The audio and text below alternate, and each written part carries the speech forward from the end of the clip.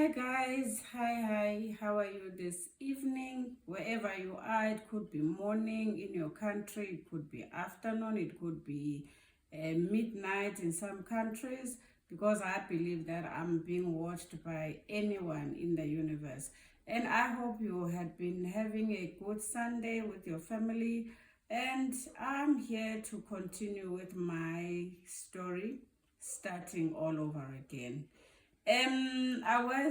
I told you yesterday that then I was taken to hospital because the nurses at the clinic where my grandparents and my mother took me to, they said it was beyond their power, and then I must be rushed to hospital. Then at the hospital, the doctors confirmed that my problem would not be reversible. That means I would eventually get blind. Okay. I was admitted and I was in hospital, I believe, because I believe it was around 4, 5, 6 months. Because I remember the Christmas of that year, I was in hospital. And the doctor that was treating my eyes and my headache, he apparently knew about a school for blind people where he advised my parents to take me to that school, and he assisted them to apply for that school whilst I was being treated at hospital. That doctor was so kind, because I remember, as I'm saying, Christmas I spent at hospital. He took me out with his kids to have Christmas with his family. To me, that was very kind of him.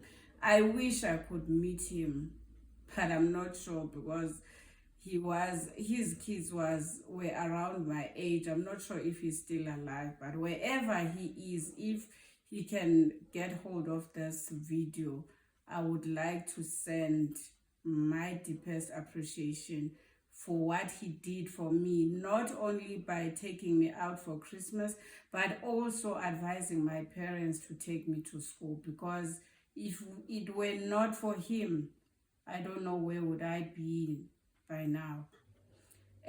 So then I was admitted at the school, and I started school in May in that year. And as I said, the site did not suddenly go off. It gradually went away. And then when I started school, I was 5.5 years. So I could still see, but very close. I started school, I met other children that were like me, and I gradually accepted that I could not see anymore. The issue of accepting was just left with my parents, because they really did not accept that their child could no longer see. But at least I was at school. That's what was making them feel better. They used to visit me at school, and my family was very poor.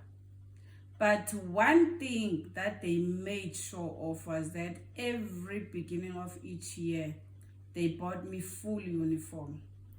That's the thing that they always made sure, that I was not struggling with uniform. Yes, they could not buy me clothes.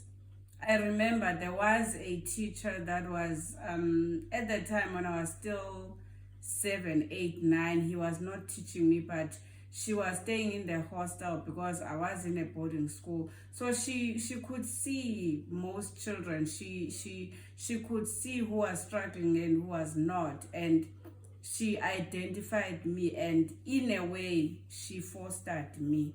So she would buy me clothes, she would take her children's clothes that were my age, and I would wear those clothes, because my parents could not buy me clothes. And you know, when you are in a boarding school, you're meeting different children from different economic backgrounds. I felt the pinch of being from a poor family, because other kids who were having some things, like, were isolating me even when we went out for sporting events or music, because I could sing. I was also an athlete. So when we were going out for sporting events or music, I could feel that I was being isolated. People would just, other children would sideline me. I would be left alone because I could not contribute anything. When they buying something, I could not contribute. But I always remembered my grandfather's words when he said, I want you to go to school so that one day when I'm not there, you are independent. You can do things without relying on anyone. So I always remember those words. Even today, whatever that I do, I'm always remembering the words my grandfather used to say to me. I want you to go to school so that one day when I'm no longer there, you can do things on your own independently. You don't rely on anyone. I still live on those words even today. So whatever that the friends or the other children were doing to me, I always stayed focused, remembering my grandfather's words.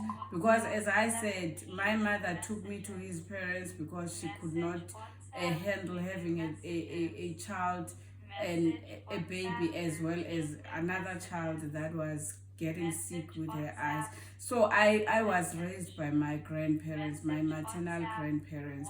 So I was at that school until I did, in South Africa it was grade 7, which is standard 5 at that time.